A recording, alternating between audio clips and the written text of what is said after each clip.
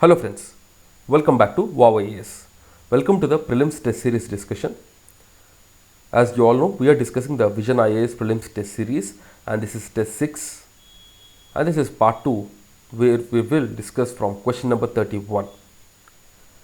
So let us quickly begin. So 31st question is on Tipu Sultan. So Tipu Sultan and Hyder Ali, they ruled the Mysore kingdom and they are very famous for their Anglo-Mysore wars. The East India Company fought 3 wars against Tipu and his father Hyder Ali between 1967 to 1792. Between 1767 to 1792. On 4th of May 1799, the British, supported by an ally, that is the Nizam of Hyderabad, they stormed into Tipu's capital, and Tipu was eventually killed in this 4th Anglo-Mysore war in 1799. Tipu's dominions were divided between the British and Nizam after the death of Tipu, after he was killed, because his father Hyder Ali died much earlier. And then subsidiary alliance was imposed on the new Raja. The Governor General could take over administration in case of necessity as well. And the Mysore was made a complete dependency of the East India Company. So this is about Tipu Sultan and the Anglo-Mysore wars. Next, the 32nd question is on COP15 of UNCCD, United Nations Convention to Combat Desertification. So recently it has begun in Abidjan in the Côte d'Ivoire. So this is in Western Africa, and the theme for the COP15 is Land, Life, Legacy from Scarcity to Prosperity, call to action to ensure land, lifeline of this planet, and continues to benefit present and future generations. In 2019, India has hosted COP14 of this UNCCD and committed to restoring 26 million hectare of the degraded land by 2030. So tomorrow, if there is any question with regarding the land degradation and all, you definitely have to quote this even in the mains. And for prelims, this is important anyways.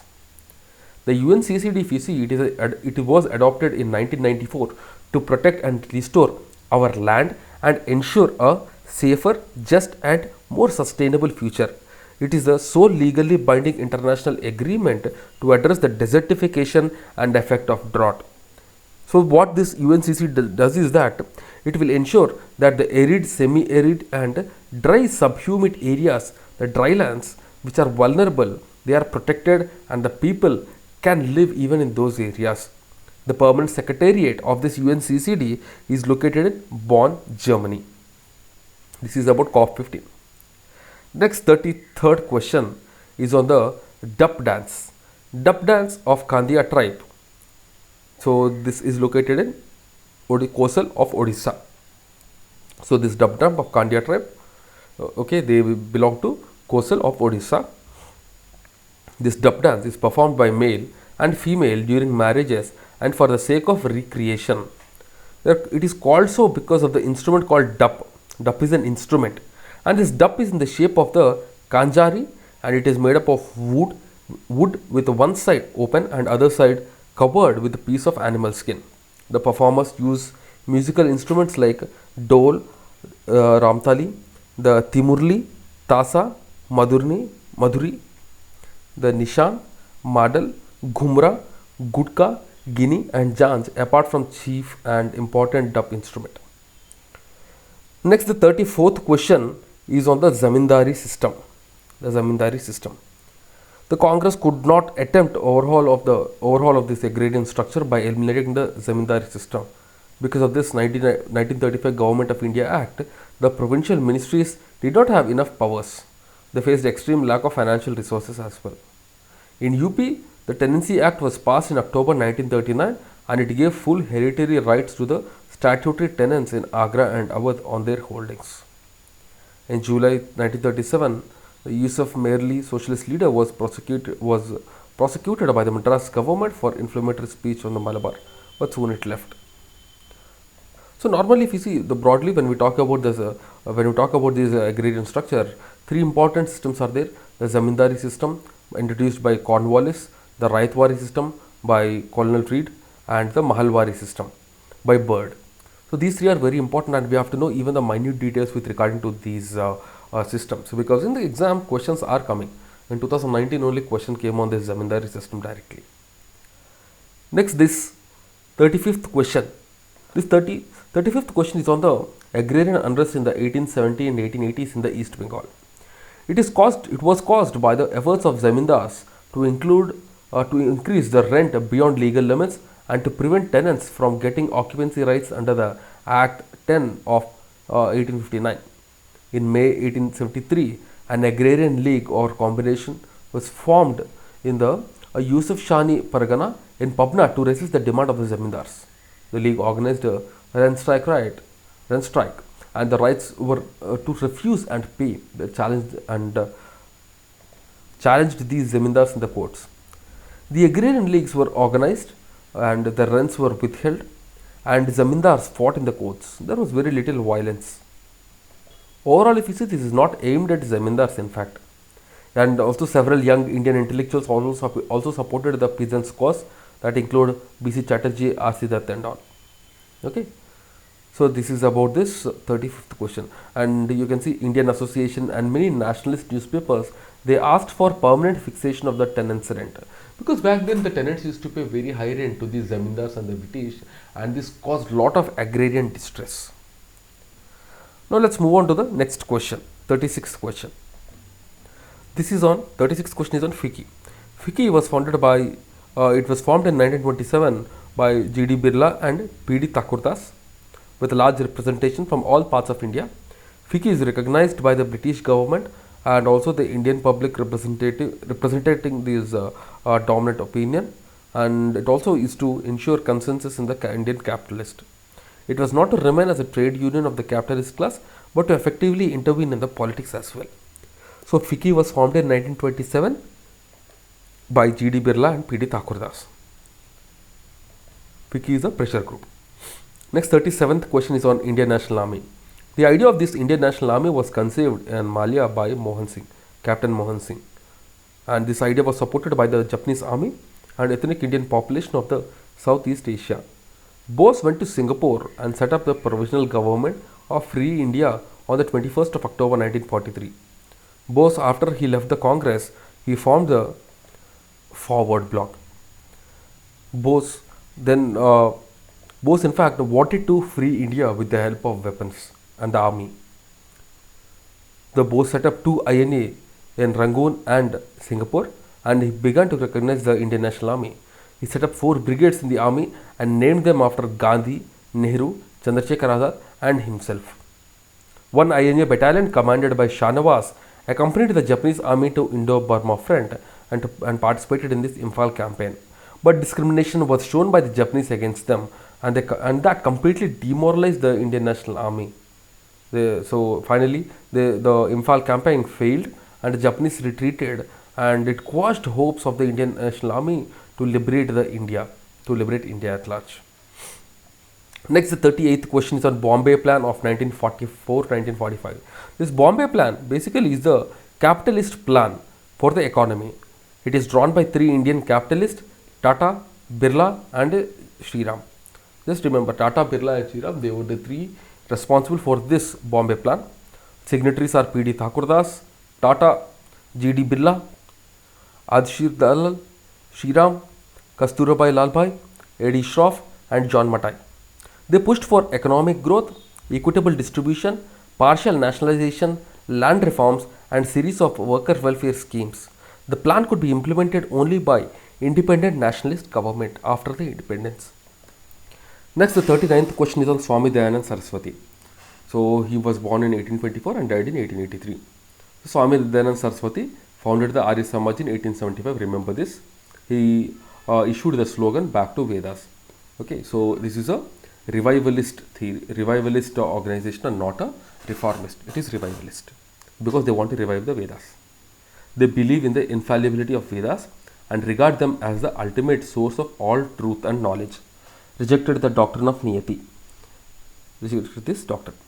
And this Arya Samaj, if you see, it opposes the God's idolatry worship and the reincarnation idea, but supports the notion of karma and soul transmigration.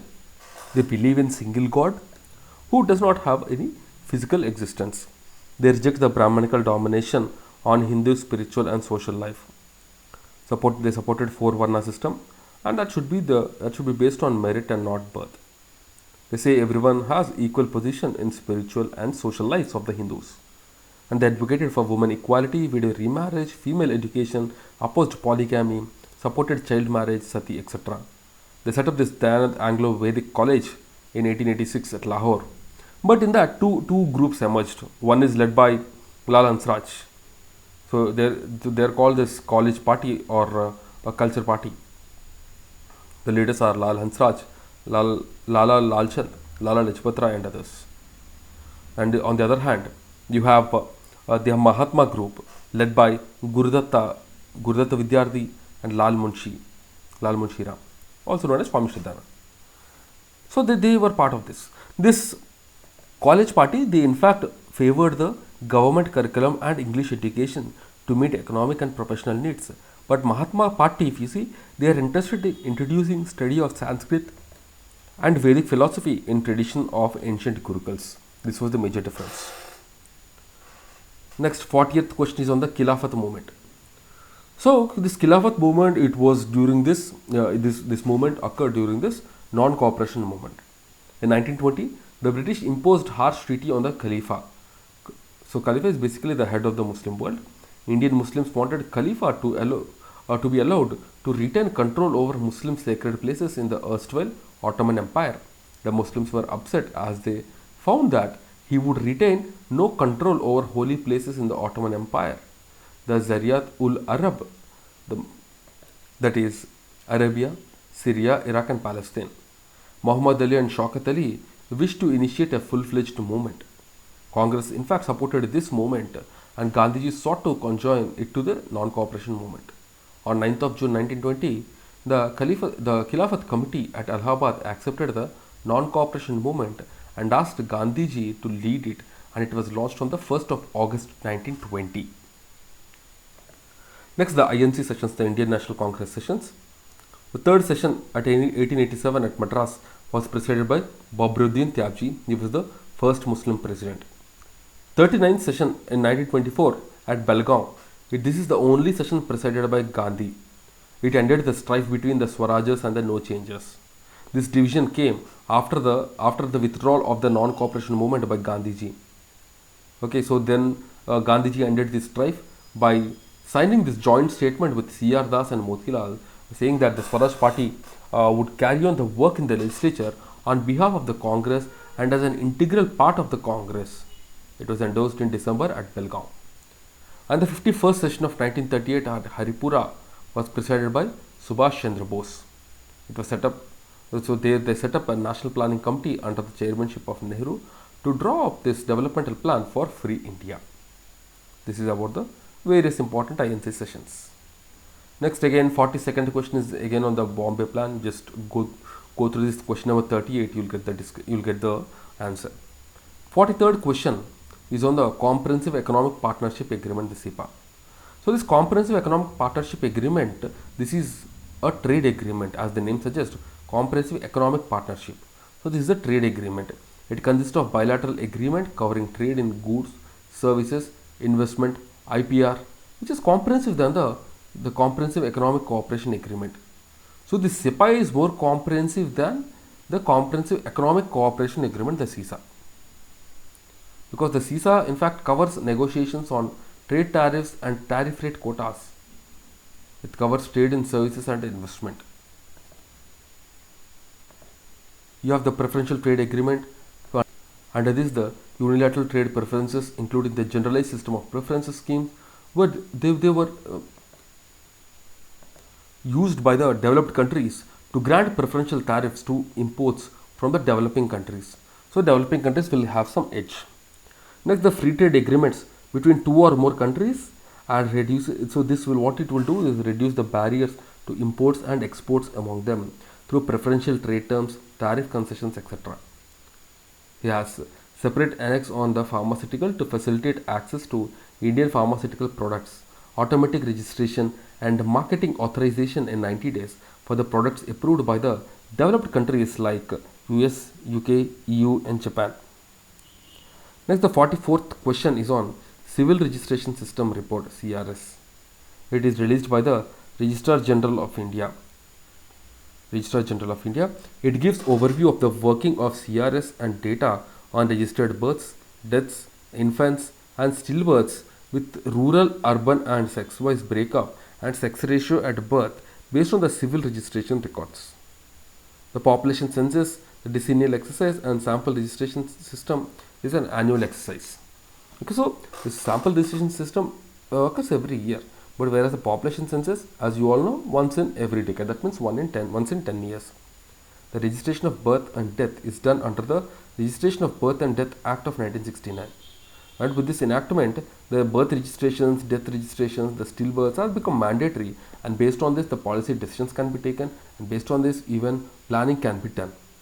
The birth and death are registered at the occurrence within 21 days.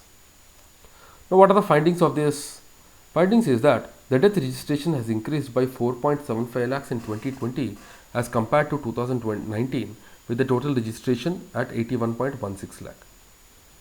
It registered basically 2.42 crore births in 2020 and it decreased from 2.48 crore in 2019 with 52% male and 48% female. Ladakh recorded highest sex ratio at birth across India, followed by Arunachal and Andaman. So sex ratio basically is the number of females to 1000 males at birth of a registered event, and this is an important indicator to understand what is the demography of a particular region. So the ratio of men and women, also the overall social structure can be identified. None of the states or UTs recorded sex ratio at birth below 880, which is a good sign. Next, the 45th question is on the breed-wise report of livestock and poultry. This is released by Ministry of Fishery, Animal Husbandry and Dairying, and it is based on the 20th livestock census.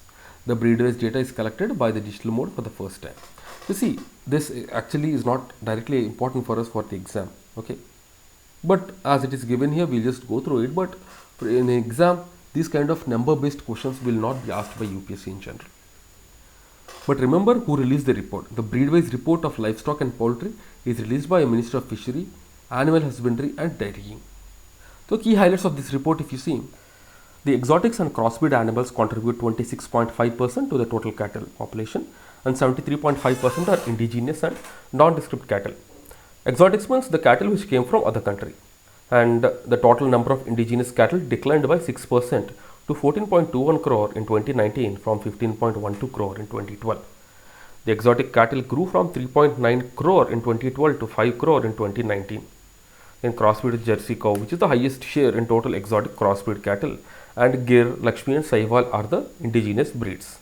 Similarly, in sheep, the Corriedal breed contributes majorly with 17.3%, and the indigenous breed, it is the Nellore breed, and it contributes up to 20%. In the goats, the Black Bengal breed contributes highest with 18.6%, and in horse and ponies, the share of Marwari breed contributes 9.8%. In donkeys, the share of Spiti breed contributes 8.3%. Next, the 46th question, Lottery Committee of 1817. In Calcutta, the first capital of the British India, witnessed a strong development after the Battle of Plassey around Fort Williams. So, the British entrenched themselves with the local administration. The British elevated from the merchants to rulers, and they had to provide roads for army, commercial interests, and attend needs of fire control and prevention of epidemics. And thus, Governor General Lord Wellesley began planning with this minute on Macaulay in 1803. He set up the Lottery Committee in 1817, and he named so as funds were raised by the public lotteries. They assisted government in town planning, like building roads, cleaning rivers. They also removed many huts and displaced the laboring poor, pushed them to outskirts of Calcutta, and assisted government in the town planning in Calcutta. This is the brief history of this lottery and all. Next, the 47th question is on Assam Rifles. The Assam Rifles, if you see, they are the oldest branch of Indian Army, dating back to 1835 under the name Kachar Levai, and Assam Rifles was used since 1917, headquarters at Shillong, and the operational control is with the Defence Ministry and administrative control is with the Home Ministry. So recently, they facilitated surviving soldier of Operation Dhudi. In 1991, 72 militants were eliminated by Assam Rifle in the counter-insurgency operation in Jammu Kashmir, and here 15 personals were had gone down 72 millions, and they were felicitated recently. Next, the 48th question is on Nehru report, which is so this was chaired by the Motilal Nehru. This Nehru report is an answer to the Simon Commission. It was given by Motilal Nehru after being challenged by the then Secretary of State. The recommendations of this Nehru report, if you see, India should be a federation, and this should be on the this should be based on linguistic provinces, and provincial autonomy also should be there. There should be seats in central and provincial legislatures, and that should be reserved for the religious minorities in proportion to their population. Separation of Sindh from Bombay, and constitutional reforms in the NWFP, the Northwest Frontier Province. And also, elections were to be held on the basis of joint electorates, but section of league led by Muhammad Shafi, Aga Khan and other communal groups, they were not willing to give up separate electorates. These separate electorates, in fact, they were given to the Muslims in the 1909 parliamentary reforms. 19 fundamental rights, including equal rights for women, the right to form union and universal adult franchise, it was also there. Full protection to cultural and religious interests of the Muslims, and a complete dissociation of the state from religion. Next, the 49th question is on individual satyagraha. So this individual satyagraha, it actually started after the August offer. So August offer was rejected by the Indian National Congress and the Muslim League. Gandhiji then thought this was not the time for the mass struggle, but individuals can start satyagraha. Acharya Vinoba Bhave was the first to start the satyagraha, then followed by Jawaharlal Nehru in 1941. And this forced the British to come up with the Cripps proposal, which later on again was rejected by Gandhi and Indian National Congress and also the Muslim League. Next, the 50th question is on the workers and peasant parties. It is the first such organization where the Labour Swaraj Party of Indian National Congress, organized by Muzaffar Ahmad, Qazi Nazrul Islam, the Hemanta Sarkar and others in the Bengal in November 1925. In late 1926, Congress Labour Party was founded in Bombay and Kirti Kisan Party in Punjab, Labour Kisan Party of Hindustan, working in Madras since 1923. The basic aim of these worker peasant parties is to work within Congress, to give it radical orientation and make it party of the people, and organize workers and peasants in the class organizations to enable the first achievement of independence and the second of socialism. In the second half of 1920s, it saw consolidation of the leftist ideology trends, and various communist groups, they came into being. Next, the 51st question, it is on the anchor investors. So recently SEBI has relaxed norms for these anchor investors. It kept 30 days lock-in period till June 30 for the issue exceeding 10,000 crores. So anchor investors basically are huge investors who purchase the stocks before the public offer was made, before the IPO was made. They come and purchase these stocks. So what will happen is that when the anchor investors come and invest in any company, that will increase the credibility of that company. That's why it is done. So generally they are guaranteed a particular allotment of shares ahead of the IPO, and they are given up to 60% of the qualified institutional investors pool to help company in bringing other investors. Next, the 52nd question is on the Indian University Act of 1904. It is the outcome of the Educational Conference at Shimla 1901 and recommendations of the University Commission 1902. It was enforced on 1st of September 1904. The National Council on Education in the Bengal was founded by Satish Chandra Mukherjee, another Indian nationalist, with Arvind Ghosh as the principal in Bengal in 1906. So during this Indian University Act of 1904 was brought in by Lord Curzon. Okay. And you also know in 1905 we had the Bengal split. Bengal was divided into West Bengal and East Bengal. Later on, Lord Hardinge assumed charge as the Governor General in 1911, and during that time, and in the Delhi Darbar, which was held when the King visited India in 1911, the partition of Bengal was cancelled. So British did they followed this divide and rule policy. Next, the 53rd question is on Northern Ireland Protocol. So basically, if you see, you have the entire Ireland, if you see, it is divided into Republic of Ireland and Northern Ireland. This Northern Ireland is part of UK, but Republic of Ireland is a separate country. This Republic of Ireland is part of EU, but Northern Ireland is not part of EU. Just note these small differences. Actually, this Northern Ireland Protocol is basically to resolve the border issues between the Northern Ireland and the Republic of Ireland. Because in 2016, UK voted for the Brexit and special arrangements were needed for the Northern Ireland as it is part of UK and it has border with the EU country which is the Republic of Ireland. And after Brexit, a new system was needed as EU had much stricter rules with regarding food and it requires border checks when certain goods like milk and eggs they arrive from non-EU countries. And instead of checking the goods at the Irish border, the protocol agreed that any inspection and document checks would be conducted between Northern Ireland and Great Britain itself. Normally Great Britain, if you see, it consists of England, Scotland and Wales. And UK means even Northern Ireland also will become part of this Great Britain. Okay. So this is about this Northern Ireland Protocol. Next, the 54th question is with regarding to the revolt of 1857. This revolt of 1857 has begun on 10th of May 1857 as the Sepoy Mutiny, because the Sepoys they revolted against their commanders in the army. There are a lot of reasons. Political causes like doctrine of lapse, direct annexation, this was there.